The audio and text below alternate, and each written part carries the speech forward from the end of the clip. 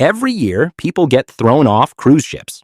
Not pirates, regular folks who did one small thing the ship treats as a hard no, and most of them never saw it coming. A photo leaning over the railing, a bad joke at security, a cigarette out on the balcony, gone, walked off at the next port, banned for life. I worked these ships for years on the side of the desk that decides who stays and who goes. So here are the 12 fastest ways to get kicked off a cruise, and the easy way to dodge every single one. Stick around for number 7. You can set that one off from your own couch, weeks after you're already home.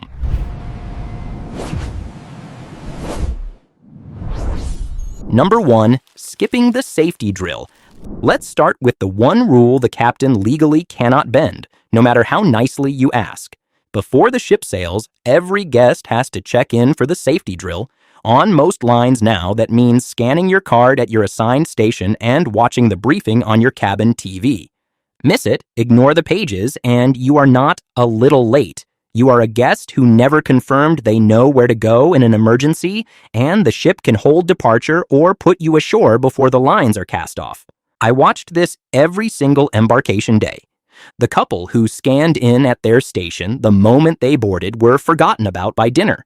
The one who decided the nap mattered more got 3 phone calls, a knock, and a very tense visit from an officer because the ship does not leave until every card is accounted for. Your defense: complete the safety check-in the hour you board. Scan your card, watch the briefing, and don't put it off.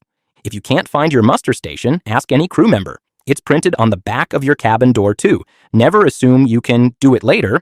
Later is when the ship is trying to leave. Magic phrase at your station: "We're here to check in for the drill. Can you scan us in now?" The next one costs you nothing on the ship. It costs you the ship itself. Number 2, strolling back after all aboard. Picture it. You're wandering back from a long, lazy lunch in port, not a care in the world. That right there is the trap. The ship runs on its own time, sometimes an hour off the town you're standing in, and the all-aboard time is always a cushion before the real departure. Wander back at a relaxed pace, lose track on a slow tour, and you can arrive at the pier in time to watch your ship pull away with your passport and your medication still in the cabin. Do it once, and you're stranded at your own expense. I watched the reunions at the next port more than once, and they were never happy. The travelers who set their watch to ship time and stood at the gangway with time to spare never gave it a thought. The ones who trusted the town clock learned that the ship does not wait, will not turn around, and remembers who made it happen. Your defense: set your watch to ship time the second you step off, and write the all-aboard time on your hand if you have to. Be back at the pier at least 60 minutes before all aboard, earlier on a tender port. Only book excursions through the cruise line in far ports. Those are the tours the ship will actually wait for. Magic phrase to the crew at the gangway: what's ship time right now, and what's the exact all aboard? The next one can post a fine to your account and a warning to your name in the same afternoon. Number 3, lighting up where you shouldn't. If you've smoked for 40 years, this one's going to sting a little. So let me save you the fine. Cruise ships now allow smoking only in a few marked areas, and your private balcony is almost never one of them. A cigarette on the balcony isn't a small thing to them. It's the single biggest fire risk on a ship at sea. So the fine is steep and the line is firm. $250 on Royal Caribbean, $500 on Carnival. And Carnival now warns it can put you and everyone in your cabin off the ship at the next port. I watched this surprise the most easygoing guests aboard. The smokers who found the designated deck on day 1 enjoyed their routine all week with no trouble. The ones who just cracked the balcony door found a fine on the folio and an officer explaining very politely that the next one ends the cruise. Your defense: find the designated smoking area on day 1. Guest services will point to it on the deck map. Never smoke on your balcony or in your cabin, no matter how careful you think you are. If you use a vape, treat it exactly the same. The rules and the fines cover it too. Magic phrase at guest services: where's the designated smoking area? I want to be sure I'm in the right spot. The next one takes 3 seconds and a camera, and it's the fastest lifetime ban on the whole ship. Number 4. The railing photo on your balcony. This one takes about 3 seconds with a phone, and it is the single fastest lifetime ban on the entire ship. Sitting on the balcony railing, standing on the furniture to see over it, or leaning out for a better photo is treated as one thing only: a person putting themselves one slip from overboard. Royal Caribbean's own conduct policy spells it out. Sitting, standing, or climbing on, over, or across any railing is forbidden, and people have been put off the ship at the next port and banned for life for exactly that, one selfie at a time. I watched a grandfather get pulled off a sailing for lifting a grandchild onto the rail for one picture. He meant nothing by it. He wanted a memory. The family who kept every photo taken with both feet flat on the deck kept their whole cruise too. Same view, same camera, 2 very different endings. Your defense: keep both feet on the deck floor at all times. Never sit on, stand on, or lean over a railing. Take your balcony photos standing inside the rail, not over it. The view is the same. Tell any children aboard the railing is a look-only rule before they ever step outside. Magic phrase to family aboard: feet on the floor for photos. The railing is a look, not a lean. The next one starts with a raised voice and ends with your name on a list.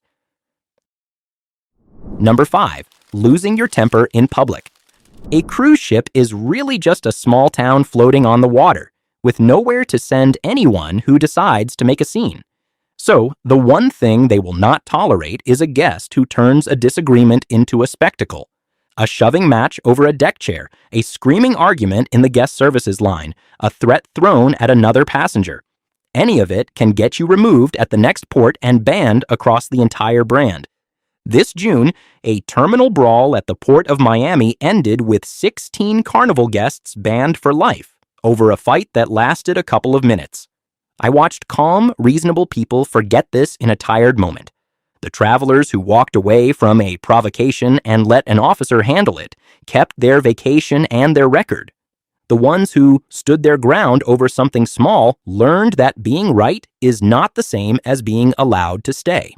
Your defense: when a moment gets heated, walk away first and let the crew be the ones to step in.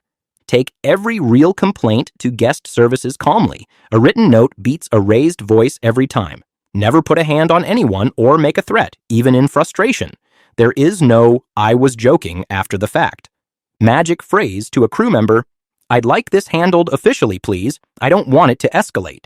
The next one can be sitting in your suitcase right now, perfectly innocent to you and a red flag to them. Number 6. What's quietly in your bag.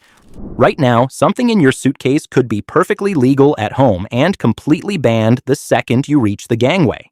Weapons of any kind, and even marijuana or CBD products, legal in your home state or not, are banned at sea and in most of the ports you'll visit, and the ship's scanners catch them at embarkation. The result isn't a stern word. It's confiscation, a report, sometimes the local police, and a note on your file that follows you to every future booking. Carnival has handed out a lifetime ban for nothing more than CBD gummies.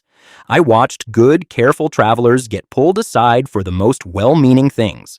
The ones who checked the line's prohibited items list before packing sailed through security with a wave. The ones who assumed their CBD gummies or a harmless pocket knife were fined spent embarkation in a back room explaining themselves instead of finding their cabin. Your defense: read your cruise line's banned items list before you pack. It's on their website under Prohibited Items. Leave anything in a gray area at home: CBD, cannabis products, any blade, any weapon. If you bring a drone or specialty electronics, ask the line in writing first whether they're allowed. Magic phrase to the line before you sail: can you confirm in writing whether this item is allowed on board? Quick favor before the second half: tell me in the comments which cruise line you sail most, because the enforcement is stricter on some than others, and I read everyone. And if you want the printable version of all 12, a one-page checklist you can keep in your travel folder, it's free and linked right below in the description. Subscribe if you're finding this useful, because number 7 is the one nobody sees coming. The mistake you can make weeks after you're already home. Number 7, disputing the bill with your bank. Here's number 7, the one I promised. And the strange part is it doesn't happen on the ship at all. It happens at your own kitchen table. You get home, you spot a charge on the cruise you don't recognize, and instead of calling the line, you call your credit card company and dispute it, a chargeback. To the cruise line, that dispute isn't a question. It's treated as taking back money for a voyage you already sailed, and the quiet response is often a permanent ban across the whole brand, sometimes with the balance sent to collections. One Norwegian guest disputed $3,000 with her card company and landed on the do not sail list. She won the dispute and lost the cruise line for good. I watched this play out from the accounting side more than once. The guests who called the line first, calmly, and asked for the charge to be explained or reversed, got it sorted and sailed again happily. The ones who went straight to the bank won $40 and lost the cruise line forever. Same charge, two completely different outcomes. Your defense: if a charge looks wrong, call the cruise line first and ask them to itemize and correct it in writing. Give them a fair chance to fix it before you ever involve your bank. Only use a chargeback as a true last resort and know it may cost you the brand for good. Magic phrase on the phone: I'd like this charge itemized and corrected directly. Can you open a case for me? The next one is a door you'll be tempted to open out of pure curiosity. Number 8. Wandering where the crew lives. See a door marked Crew Only. Your curiosity is about to get very expensive.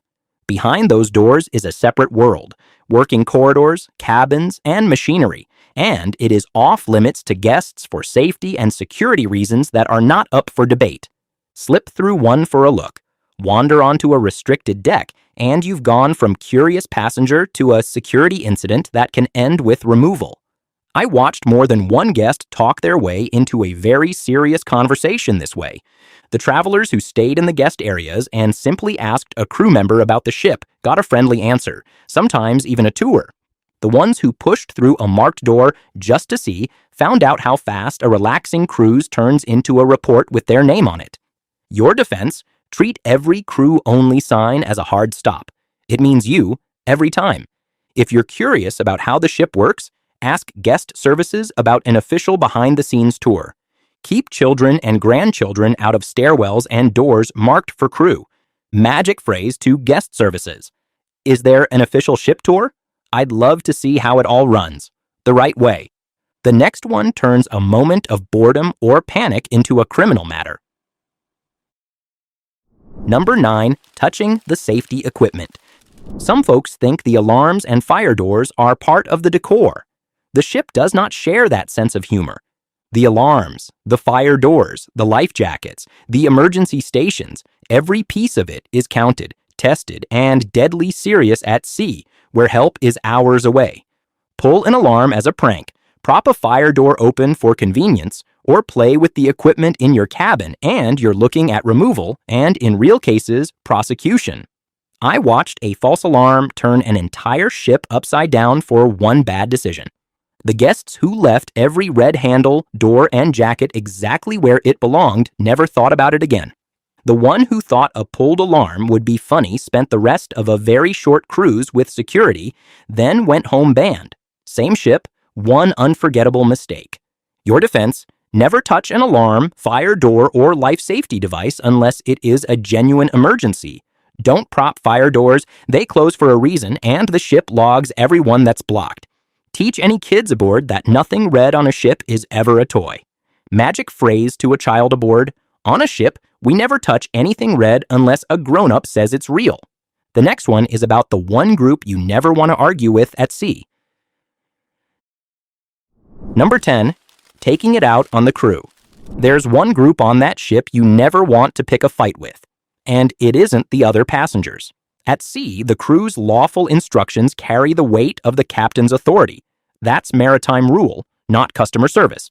And refusing them, threatening them, or abusing them is treated as a threat to the whole ship. A guest who screams at a server, refuses an officer's direction, or gets physical with staff can be confined to a cabin and put ashore at the next port, banned for good. I watched kind people cross this line only when they were exhausted or embarrassed. The travelers who disagreed politely, complied first, and escalated through the right channel always got heard. The ones who decided a crew member worked for them learned that on a ship, the crew answer to the captain, and the captain always backs the crew. Your defense: follow a crew member's safety instruction first, then raise any disagreement calmly afterward. Take complaints about staff to guest services or the hotel director, never to a shouting match. Remember, the crew have final authority at sea. Being polite is also being smart. Magic phrase to an officer: "I'll do as you ask, and afterward I'd like to raise a concern the proper way." The next one is a single sentence that can end your cruise before it starts. Number 11. The joke at security. One sentence, that's all it takes to end your cruise before it even starts. Security at the port and on board operates under zero tolerance. A joke about a weapon in your bag, a bomb, or someone going overboard is not heard as humor. It's heard as a threat, and they are required to treat everyone as real. The result is being pulled out of line, questioned, often handed to law enforcement, and flagged so the ban travels with your name. I watched a cheerful man lose his whole vacation for one throwaway line at the scanner. The travelers who kept it simple and answered the security questions plainly were through in a minute.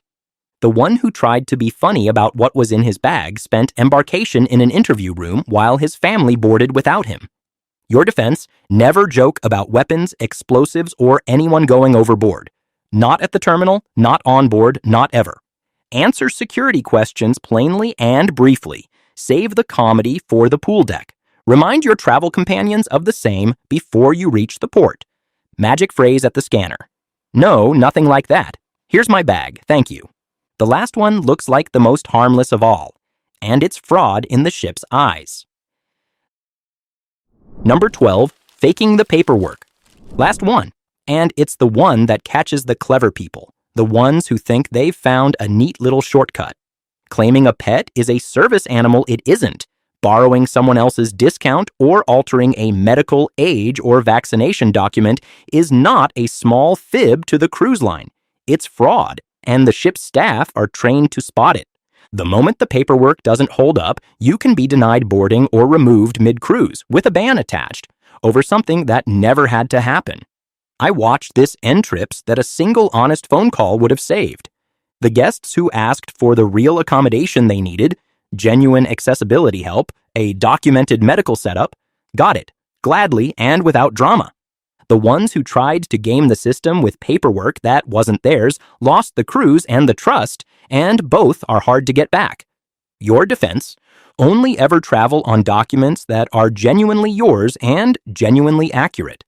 If you need real help, accessibility, dietary, medical, request it officially. The lines accommodate far more than people expect.